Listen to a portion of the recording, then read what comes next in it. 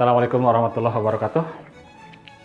Baik, kita kali ini akan bahas analisis FOI untuk sinyal dan sistem LTI waktu kontinu. Di video sebelumnya, video-video sebelumnya kita sudah bahas bagaimana menganalisis sistem LTI menggunakan transform Laplace untuk waktu kontinu, ya. Demikian pula untuk waktu diskrit menggunakan transform Z kita juga bisa, ya. Kemudian analisis FOI ini terbagi menjadi dua bagian. Nanti ada untuk menganalisis sistem LTI waktu kontinu, juga ada analisis FOI untuk sistem LTI waktu diskrit, ya. Kali ini kita akan lihat analisis FOI untuk sinyal dan sistem LTI waktu kontinu. Nah, pada dasarnya sebenarnya transformasi ini kan mengubah, ya. Jadi baik pada transform Laplace kita mengubah dari domain waktu ke domain S kompleks, ya. Demikian pula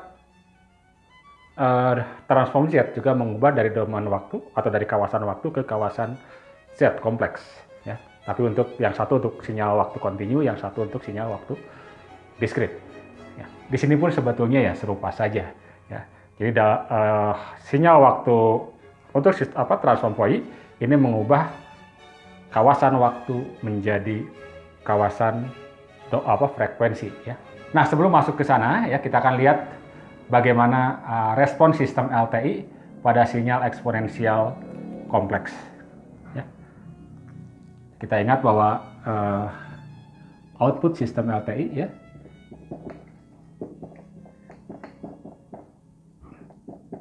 untuk waktu kontinu itu merupakan konvolusi dari respon impuls dan input, ya, dan dapat dinyatakan oleh integral konvolusi, ya, dan sehingga H tau X T min tau D tau, kan, ya. Nah, kalau seandainya sekarang inputnya berupa eksponensial kompleks, jadi jika xt-nya itu adalah e pangkat min st, maka kita bisa dapatkan bahwa yt-nya, ya, itu berarti integral dari min tahingga sampai tahingga, kan, ya, h tau. Nah, ini kita tinggal ganti xt min tau, berarti t-nya kita ganti oleh t min tau, kan, ya, berarti e pangkat min s t min tau d tau, ya. Ini bisa kita pisah menjadi min tahingga sampai tahingga h tau e pangkat min st dikali e pangkat s tau, gitu, kan, ya, d tau. Nah, karena pengintegralannya terhadap tau berarti variabelnya adalah tau, maka ini kan ini adalah konstanta, ya, sehingga bisa kita keluarkan dari integralnya. Oke, jika dikeluarkan maka ini jadi dapat ditulis e pangkat min st integral dari min tahingga sampai tahingga h tau e pangkat s tau d tau. Nah, ya. Nah, ini hasilnya ini nanti akan merupakan fungsi dari S, gitu, kan, ya. Jadi kalau integralkan terhadap tau, ini akan merupakan fungsi dari S dan dinyatakan oleh HS, sehingga dapat kita tulis bahwa YT output dari sistem LTI tersebut adalah HS E pangkat min ST. Nah, karena ternyata kita bisa lihat dari ternyata kalau inputnya adalah E pangkat ST, outputnya juga ternyata hanya merupakan perkalian dari suatu konstanta HS dalam hal ini dikalikan dengan E pangkat min ST. Nah, nilai ini kemudian disebut, kan, ini adalah apa? Nilai eigen, gitu, kan, ya. Jadi Hs adalah eigen dari E pangkat min St. Kita ingat bahwa eksponensial kompleks itu kan merupakan sinyal dasar, ya. Sehingga sinyal-sinyal yang lain, sinyal-sinyal sebarang yang lain, itu bisa kita pandang sebagai kombinasi linear dari sinyal E pangkat St. Jadi kalau misalnya kita punya input bahwa xt itu adalah katakan A1E pangkat min S1T ditambah dengan A2 dikali dengan E pangkat min S2T ditambah dengan A3 dikali E pangkat min S3T misalnya. Ya, jadi inputnya merupakan kombinasi linear dari eksponensial kompleks, ya. Nah, bagaimana outputnya? Ya, outputnya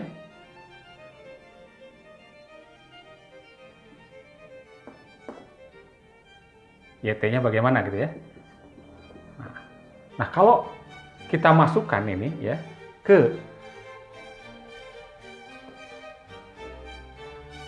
rumus ini ya, maka nanti akan diperoleh bahwa masing-masing ini akan punya input ya, punya output. Jadi misalkan yang ini itu adalah HS1E pangkat, tentu saja ada satunya ya. Ini satu sebelah sini A1-nya. A1 HS1 E pangkat min S1T. Dan tinggal jumlahkan saja kan sifat LT. Jadi ini berarti A2 dikali HS2 E pangkat min S2T ditambah dengan ini berarti A3 HS3 E pangkat min S3T. Atau dapat kita tulis ini menjadi dalam notasi sigma ya. Akan kita mulai dari KK, mulai dari 1 sampai 3. Berarti ini adalah AK kali H SK E pangkat min SKT ya. Jadi ketika kita memandang sinyal input sebagai kombinasi linear dari eksponensial kompleks, maka outputnya pun akan merupakan kombinasi linear dari eksponensial kompleks tersebut. Ya, seperti ini. Jadi kalau secara umum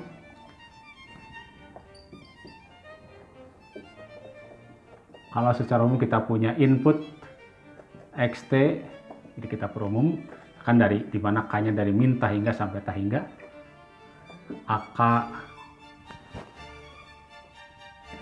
E pangkat min SKT ya, maka respon sistem LTE-nya atau outputnya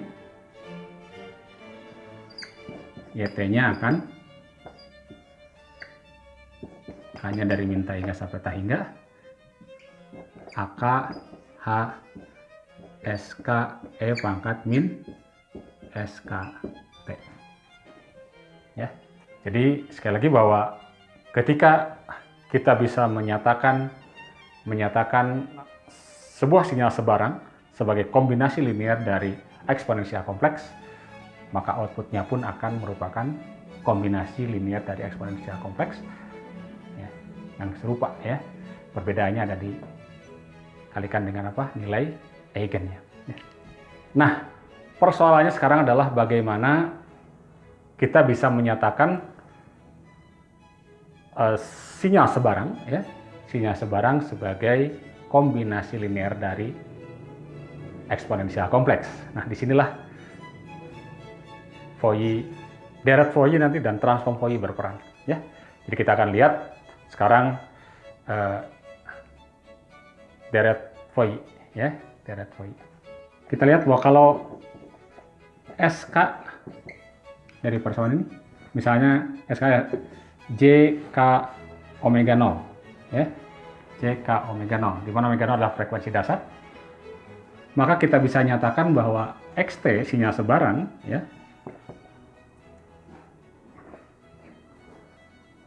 Itu berarti sigma K dari min tahingga sampai tahingga AK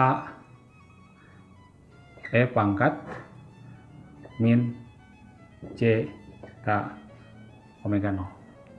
Ya. Dengan omega 0 ini adalah apa? Frekuensi dasar, ya. Nah, lupa ini kalikan T ya. Jadi SK-nya kita ganti dengan apa? J K omega 0, ya. Dan ingat bahwa E pangkat min J K omega 0 kali T ini adalah fungsi periodik, ya. Fungsi periodik dengan dalam hal ini omega 0-nya adalah frekuensi dasar, ya. Jadi berkaitan dengan periode dasar T0, ya. Ini adalah frekuensi dasar. Dengan T0-nya adalah periode dasar, ya. Nah, ungkapan ini atau persamaan ini kemudian dikenal sebagai deret Fourier, ya. Jadi ini kemudian dikenal sebagai deret Fourier. Jadi kalau kita punya sebuah sinyal sebarang xt, asalkan sinyalnya dalam hal ini periodik, ya, periodik, maka kita bisa ubah, ya, atau bisa kita nyatakan sebagai kombinasi linear dari sinyal eksponensial kompleks, ya, seperti ini. Nah, namun dalam hal ini tugas kita adalah apa? Tugas kita mencari berapa nilai AK-nya, ya, atau ya berapa koefisien Fourier-nya. Koefisien Fourier kemudian nanti dikenal sebagai koefisien spektral, ya. Nah, kalau dilihat dari kembali ke persamaan ini, ya. Jadi nanti ketika K-nya sama dengan 0, ya, kalau K-nya 0 berarti kan ini nilainya 1, ya. Maka berarti yang muncul adalah A0 saja. Maka di sini ada yang disebut dengan komponen DC. Jadi ketika A0, ya, K-nya 0, ya. Jadi kalau K 0, ini A0-nya itu disebut sebagai apa? Komponen DC. Sementara kalau K-nya misalkan di sini kan bisa plus minus 1. Nah, maka di sini akan nanti muncul disebut dengan harmonik pertama, ya. Di A plus minus 1, ya. Dan seterusnya. Kalau K-nya adalah plus minus sampai N misalnya, maka ini nanti akan muncul harmonik, disebut sebagai harmonik ke N. Baik untuk N yang positif maupun untuk N yang negatif. Oke, jadi sinyal sebarang sekali lagi dapat sinyal sebarang, ya, periodik, ya, dapat diungkapkan dalam deret Fourier, ya. Namun tugas kita adalah mencari apa? Mencari AK-nya, ya. Nah, dalam hal ini koefisien spektralnya atau koefisien Fourier, ya, atau koefisien spektral AK ini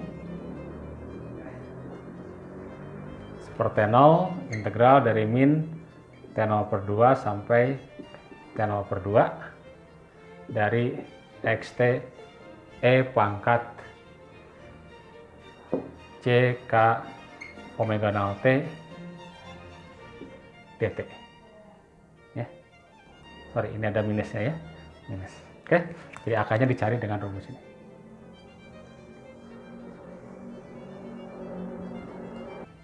Sebagai contoh kita lihat misalnya kita punya sinyal periodik begini.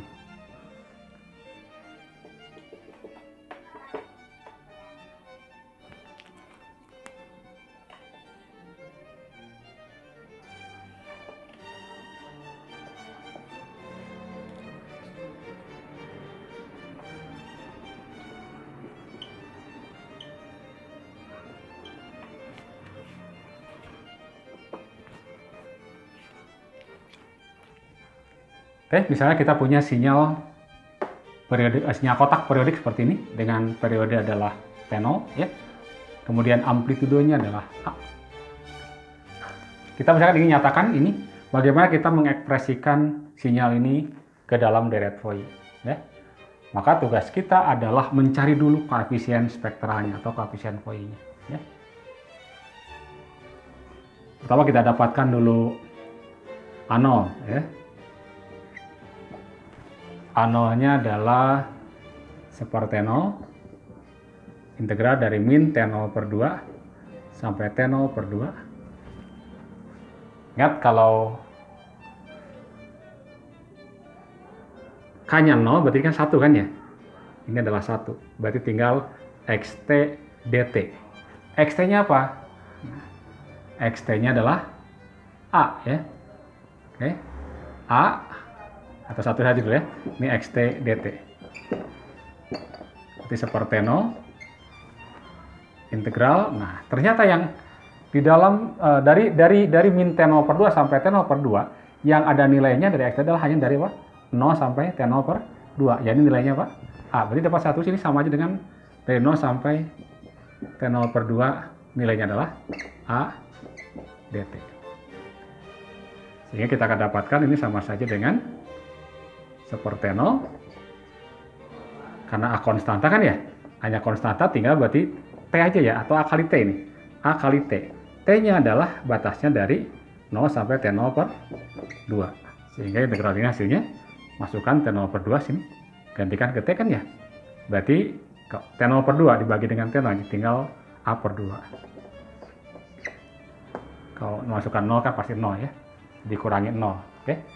Nah, jadi A0-nya adalah A per 2 ya. Kemudian AK seperti 0 integral dari min T0 per 2 ini satu-satu rumusnya ya. T0 per 2 XT E pangkat min J K omega 0 T dt. Seperti 0 integral kembali yang ada nilainya dari 0 sampai apa? T per 2 di mana nilainya adalah A, X-nya kan ya? E pangkat min J K omega 0 T dt. A-nya konstanta, pindah saja lah, boleh satu sekitar, 1A, A per apa? A per T0 ya. Kemudian integral ini ya, ini kan tidak lain 1 per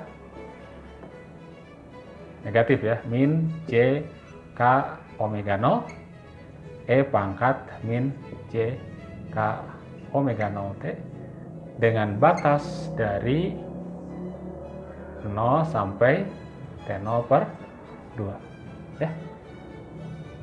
Masukkan saja ini, berarti A per T0 dikali 1 per min J K omega 0 E pangkat, pertama masukkan apa? Masukkan T0 per 2 ya. Berarti di sini nih. Min J K omega 0 kali T0 per 2 gitu kan ya. Oke, dapat terus begini. Ini karena sama ya ini ya, saya tulis begini. Dikurangi apa? Dikurangi kalau ini kita masukkan berapa? 0. Kalau saya T-nya 0 berarti berapa? 1 kan ya. Oke. Sehingga kita akan dapatkan ini sama saja dengan minus A dibagi dengan T0 ya. Atau satu sini J K omega 0 kali T0 dalam kurung E min J K omega 0 T0 per 2 dikurangi 1. Nah, ingat tadi bahwa omega 0 itu kan 2pi per T0 kan ya, atau omega 0 kali T0 itu kan tidak lain 2pi ya. Jadi omega 0 dikalikan dengan T0 adalah 2pi ya. Sehingga kita akan dapatkan bahwa ini sama saja dengan ini, kalau saya pindahkan negatifnya ke dalam nanti ini jadi plus 1, ini jadi minus ya. Jadi dapat 1 segini, A dibagi dengan JK ini 2V, berarti 2V JK. Ini berarti jadi 1 pindah sini ya, negatif terpindah sini, dikurang. Ini adalah E pangkat, ini kan omega 0, T0-nya tadi 2V, dibagi 2 berarti tinggal V kan ya? Berarti min JK V. Nah, begitu ya. Oke, jadi ini adalah AK-nya ya. Nanti tinggal kita masukkan kalau A1 masukkan aja berarti kalau A1 berarti K-nya 1, masukkan aja ke sini kan ya. Atau kita ini bisa perumum ini ya. Kita bisa perumum.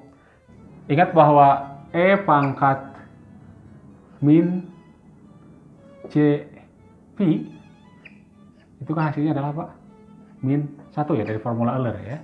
Min 1. Sehingga kalau kita punya E pangkat min JKV sama saja dengan E pangkat min JP dipangkatkan K, alias sama aja dengan min 1 pangkat K. Ya. Sehingga kita bisa tuliskan AK-nya adalah A dibagi dengan 2V JK 1 min kita ganti menjadi min 1 pangkat K. Kita bisa lihat dari sini bahwa min 1 kalau dipangkatkan dengan bilangan ganjil itu hasilnya adalah min 1. Tapi kalau min 1 dipangkatkan dengan K yang genap, misalkan min 1 pangkat 0 atau min 1 pangkat 2, ini hasilnya 1 gitu kan ya. Jadi min 1 pangkat K hasilnya bisa min 1 bisa 1. Kalau seandainya ini hasilnya 1, berarti 1 kurang 1 berapa? 0. Jadi kalau K-nya genap, kita akan dapatkan AK-nya sama dengan berapa? 0. Sementara kalau K-nya ganjil, kita akan dapatkan AK-nya berarti ini kan jadi min 1. Min 1 dikurangi min 1 berarti jadi 2. 2 bagi 2 1 ya, berarti sama aja kan A dibagi apa? 1J V K. Atau kalau kemudian kita ganti bahwa bilangan ganjil itu dapat kita ungkapkan oleh misalkan K sama dengan 2N min 1 misalnya. Jadi kalau N-nya 1, kalau N-nya 2, 3, kalau N-nya 3, atau 2N plus 1 boleh. Untuk mulai dari apa? Kalau N-nya mau mulai dari 0. Kalau N0 berarti 1 kan ya? Kalau N1 berarti, ya kalau N0 berarti 1, kalau N1 berarti 3 kan ya? Oke, jadi N-nya mulai dari 0, 1, 2, 3, dan seterusnya. Ya. Maka kita bisa dapatkan A N, kita ganti ya. A dibagi dengan tadi ini ya, dibagi dengan C V 2N plus 1. Jadi boleh begini juga boleh, ini juga sama saja ya. Cuman kalau pakai yang ini berarti K-nya kita pilih yang ganjil ya. Dengan demikian XT kan tadi dinyatakan oleh Pak, sigma K dari min tahingga sampai tahingga AK E pangkat min J K omega 0 T gitu kan ya. Nah, ini tadi ano kita bisa tulis anonya kita pisahkan ya, karena K kan ini akan bernilai untuk pertama kita dapatkan A0 dan kemudian K untuk yang ganjil tadi ya. Maka A0-nya kita keluarkan saja. Jadi ini tadi A0-nya adalah A0 A per 2 tadi kita dapatkan kan ya. Kemudian tinggal ditambah. Nah ini hanya ada untuk K yang ganjil. Jadi AK-nya kita ganti oleh ini ya. A dibagi dengan JV 2N plus 1 E pangkat min, K-nya kita ganti, J 2N plus 1 omega 0 T. Dimana N-nya tentu saja kita mulai dari min tahingga sampai apa? Tahingga. Ya. Atau boleh juga kita tuliskan ini kalau dalam tulis, kalau seandainya ini J-nya tidak ingin di bawah, ini tinggal kalikan J per J kan ya. Berarti kan, jadi ini yang bawah jadi J kuadrat. Kalau J kuadrat kan min 1 kan ya, betul, dapat kita tulis juga begini bentuknya. Min gitu kan. Ini boleh keluar ini dari sigma karena serupa. Berarti min J A per V 2V JV ya, sorry. A per V ini sigma N dari min tahingga sampai tahingga E pangkat min J 2N plus 1 omega 0 T dibagi dengan 2N plus 1. Ya, jadi ini adalah representasi Fourier dari sinyal kotak. Ya, oke, jadi sebenarnya sekali lagi bahwa fungsi-fungsi periodik itu dapat kita ungkapkan dalam apa? Dalam deret Fourier, namun tugas kita adalah mendapatkan koefisien spektralnya atau koefisien Fourier-nya ya. Koefisien deret Fourier-nya, jadi AK-nya ya. Oke. Kalau kemudian kita bisa ini kan ya. Kita plot AK terhadap K ya. Maka kita akan dapatkan spektrum ya. Disebut, jadi kalau kita pilih kita dapat kita mutlakkan ini ya. Jadi kita akan dapatkan AK ya. Jadi AK ini kemudian disebut sebagai spektrum amplitudo. Karena memang secara umum, karena AK-nya adalah bilangan kompleks ya. Ingat bahwa kalau bilangan kompleks itu bisa kita ungkapkan dalam ungkapan bahwa AK itu sama dengan AK E pangkat J C misalnya ya. Jadi ini yang kemudian disebut sebagai amplitudo atau juga magnitudo ya. Sementara V-nya yang ini disebut dengan fase. Jadi kalau kemudian kita plot AK, diplot AK terhadap, kan plot ya, tapi plot ya, plot AK terhadap K, ini kemudian disebut sebagai spektrum magnitudo.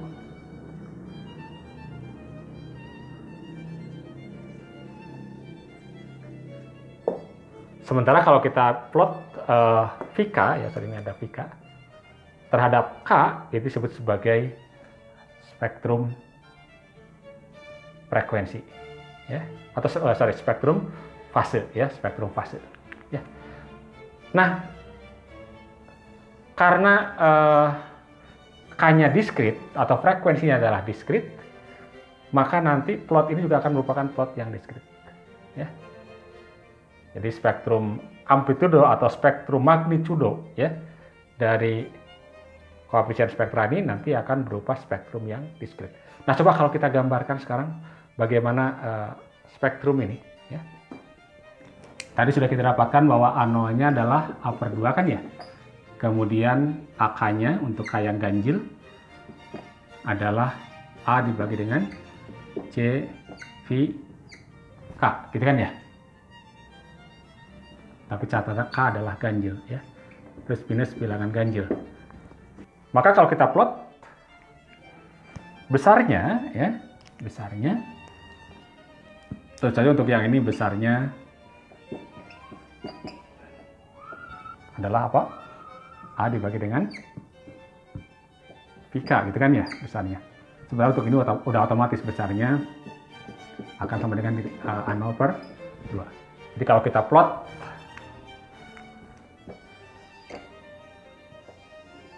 ini K, ini AK.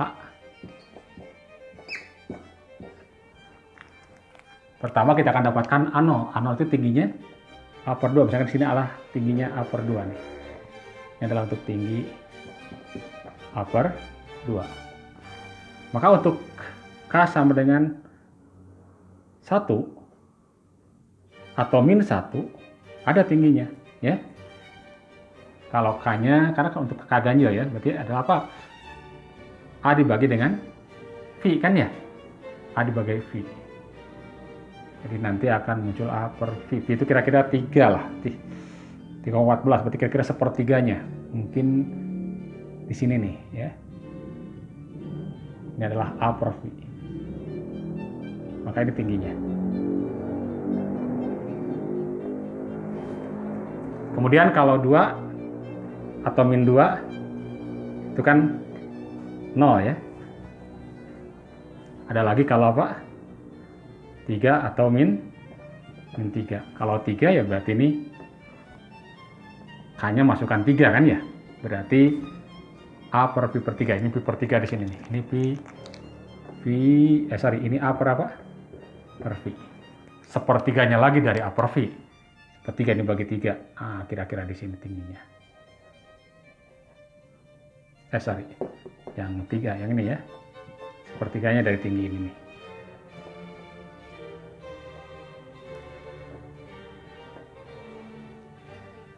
Dan seterusnya ya. Oke. Nanti muncul lagi nih spektrumnya untuk 5, min 5, 7 gitu kan ya. Oke, jadi kita bisa ini spektrumnya disebut sebagai spektrum yang diskrit ya. Jadi ini spektrum yang diskrit. Atau garis. Baik, sementara sampai di sini saya dulu. Terima kasih. Assalamualaikum warahmatullahi wabarakatuh.